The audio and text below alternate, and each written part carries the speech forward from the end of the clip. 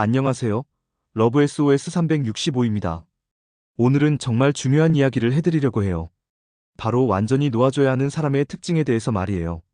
많은 분들이 헤어진 연인을 붙잡으려고 하시는데 사실 어떤 사람들은 아무리 노력해도 다시 돌아오지 않거든요. 오늘 제가 말씀드릴 내용을 끝까지 들어보시면 여러분도 정확히 알 수 있을 거예요. 언제 포기해야 하는지, 언제 놓아줘야 하는지를 말이죠. 결론부터 말씀드리면 네 가지 상황이에요.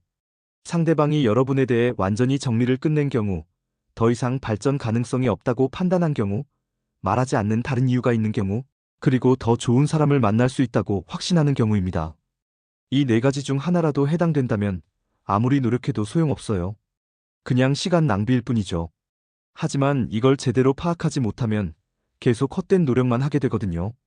저도 상담을 하면서 정말 많은 사례들을 봤는데 대부분의 사람들이 이 신호들을 놓치고 있더라고요. 그래서 오늘 자세히 설명해 드릴게요. 첫 번째로 말씀드릴 건 합리화가 완전히 끝난 사람들이에요. 이게 정말 중요한 포인트거든요. 대부분 헤어진 연인들이 다시 만나게 되는 과정을 보면 엄청난 합리화 작업이 들어가요. 아시겠지만 우리 뇌는 참 신기한 게 똑같은 기억도 시간이 지나면서 다르게 해석하거든요. 예를 들어 볼게요. 헤어질 때는 상대방이 정말 이기적이고 나쁜 사람이라고 생각했는데 시간이 지나면서 그때 그 사람도 힘들었을 거야. 내가 이해를 못했나 봐. 이런 식으로 생각이 바뀌는 거죠. 이런 합리화 과정을 통해서 없던 미련도 다시 생기고 추억도 미화되면서 다시 만나고 싶어지는 거예요. 그래서 평생 다시는 보지 말자던 사람들이 또 만나게 되는 경우가 생기는 거죠. 그런데 진짜 문제는 이런 합리화 과정이 완전히 끝나버린 사람들이에요. 너무 많이 싸우고 헤어지기를 반복했거나 서로 고쳐지지 않아서 완전히 질려버린 경우죠. 이런 사람들은 더 이상 상대방에 대해 합리화를 하지 않아요. 오히려 냉철하게 바라보게 되거든요. 그리고 이상한 건 이때부터 상대방이 마냥 나쁘게만 보이지 않는다는 거예요. 상대방의 장점도 인정하고 잘해줬던 것들도 다 기억해요. 하지만 그럼에도 불구하고 절대 안 되는 사이라고 결론을 내리는 거죠. 이때가 되면 스스로도 알게 돼요. 아, 그때는 내가 감정적이었고 외로웠구나. 누군가 필요했구나. 그래서 서로 억지로 끼워 맞추려고 했구나 하고 말이에요. 이런 상태가 된 사람은 정말 돌아오지 않아요. 왜냐하면 감정적 판단이 아니라 이성적 판단을 하고 있거든요. 아무리 여러분이 변했다고 어필해도 선물을 가져가도 소용없어요. 이미 마음의 정리가 끝났거든요. 두 번째는 만날 만큼 만났다고 생각하는 경우예요. 이것도 정말 많이 보는 케이스거든요. 연애에서 아깝다는 감정이 생기는 때가 언제일까요? 보통 간발의 차이로 뭔가 놓쳤을 때 아깝다고 하잖아요. 연애도 마찬가지예요. 조금만 더 노력하면 될 것 같은데, 조금만 더 시간을 주면 될 것 같은데, 이럴 때 아까워하는 거죠. 그런데 정말 전혀 아깝지 않은 관계들이 있어요. 지금까지 함께 걸어온 시간을 돌아봐도, 현재 상황을 봐도, 미래를 생각해봐도 전혀 아깝지 않은 관계 말이에요.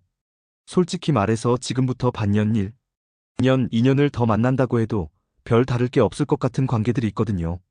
그냥 시간만 흘려보낼 것 같은 관계예요. 제가 상담하면서 본 케이스 중에 이런 게 있었어요.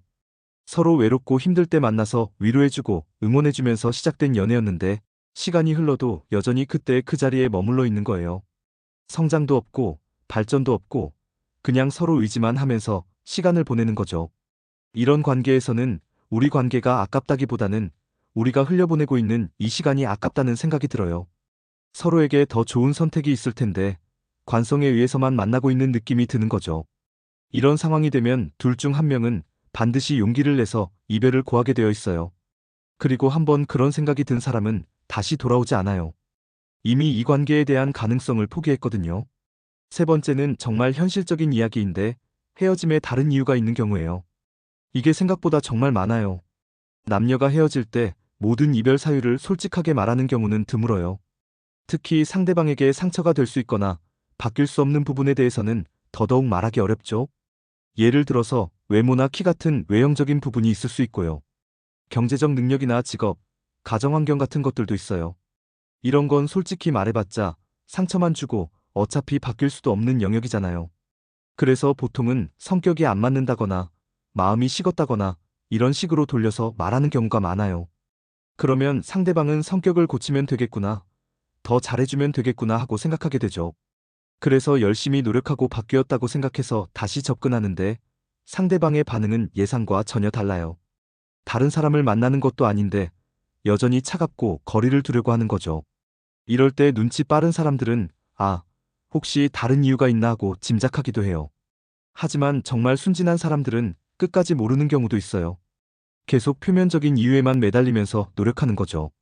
하지만 이런 경우는 아무리 노력해도 소용없어요. 내가 해결할 수 없는 부분이기 때문이죠. 그리고 이런 이유로 마음이 식은 사람은 절대 다시 돌아오지 않아요. 마지막으로 네 번째는 더 좋은 사람을 만날 수 있다고 확신하게 된 경우예요. 이것도 정말 많이 보는 패턴이거든요. 사실 대부분의 사람들은 자기 수준보다 조금 더 나은 사람과 만나고 싶어 해요. 조금 더 예쁘고 잘생기고 조금 더 능력 있고 매력적인 사람 말이에요. 하지만 현실에서는 보통 비슷한 수준끼리 만나게 되잖아요. 그런데 많은 사람들이 자기 자신에 대해서 정확히 모르는 경우가 있어요. 실제로는 충분히 매력적이고 괜찮은 사람인데도 불구하고 스스로를 과소평가하는 사람들이 있거든요. 이런 사람들은 지금까지 눈을 너무 낮춰서 연애를 해왔을 가능성이 높아요. 그러다가 시간이 지나면서 자기 관리도 하게 되고 자신의 매력을 발견하게 되는 거죠. 실제로 제가 아는 케이스 중에 이런 게 있었어요. 한 여성분이 학창 시절에는 정말 내성적이고 자신감이 없었대요. 그래서 자기한테 관심을 보이는 남자가 있으면 무조건 좋다고 생각했던 거죠. 그런데 사회생활을 하면서 자기 관리도 시작하고 일도 잘하게 되고 자신감도 생기기 시작한 거예요. 그러면서 주변에서 인정도 받고 더 좋은 사람들과의 만남의 기회도 생기게 된 거죠. 그때부터 깨닫게 된 거예요. 아, 내가 굳이 지금 이 사람과 계속 감정 소모하면서 매달릴 필요가 있나 하고 말이에요. 더 좋은 기회들을 놓치고 있는 건 아닐까 하는 생각이 드는 거죠. 이런 생각이 한번 들기 시작하면 그 관계는 정말 빠르게 정리돼요. 왜냐하면 더 이상 그 관계에 매달릴 이유가 없어지거든요. 오히려 방해가 된다고 생각하게 되는 거예요. 그리고 이런 경우에는 상대방이 아무리 노력해도 소용없어요. 이미 더 높은 곳을 바라보고 있거든요.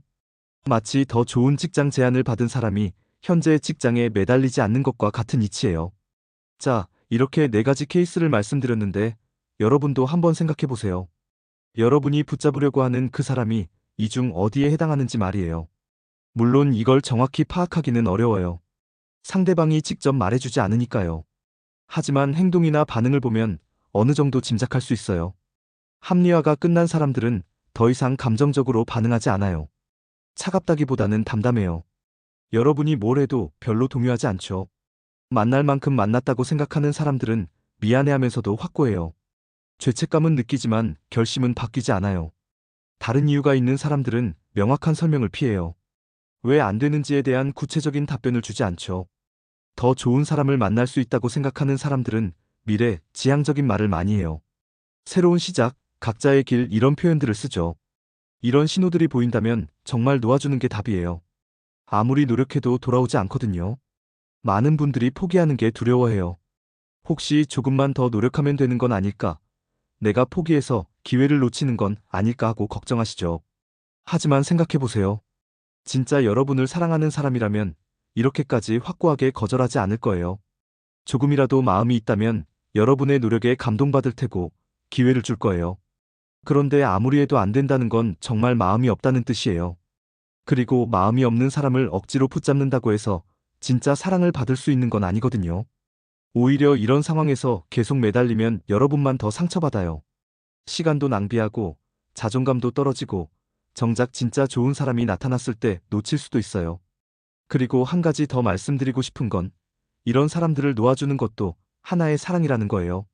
진짜 상대방을 사랑한다면 그 사람의 선택을 존중해줘야 하는 거 아닐까요? 물론 처음에는 힘들어요. 받아들이기 어렵죠. 하지만 시간이 지나면 이게 서로에게 더 좋은 선택이었다는 걸 알게 될 거예요. 그리고 이런 경험을 통해서 여러분도 성장할 수 있어요. 어떤 사람이 나에게 맞는지, 어떤 관계가 건강한지 더 잘 알게 되거든요. 다음 연애에서는 더 현명한 선택을 할 수 있게 되는 거죠. 마지막으로 한 가지만 더 말씀드릴게요. 놓아준다고 해서 그 사람과의 추억까지 지우라는 건 아니에요. 좋았던 기억들은 여러분의 소중한 경험이니까 간직하셔도 돼요. 다만 미래에 대한 기대는 놓아주시라는 거예요. 그 사람 덕분에 사랑이 뭔지 알게 됐고, 연애가 뭔지 배웠잖아요. 그것만으로도 충분히 의미 있는 관계였던 거예요. 그런 마음으로 감사하게 정리하시면 돼요. 지금 이 글을 보시는 분들 중에도 비슷한 상황에 있는 분들이 많을 거예요. 혹시 여러분의 상황이 오늘 말씀드린 케이스 중 어디에 해당하는지 댓글로 얘기해 주세요. 구체적인 상황을 말씀해 주시면 더 정확한 조언을 드릴 수 있을 것 같아요. 그리고 실제로 놓아주기로 결정하신 분들의 경험담도 궁금하거든요. 어떻게 마음을 정리하셨는지, 지금은 어떠신지도 공유해 주시면 다른 분들에게도 도움이 될 것 같아요.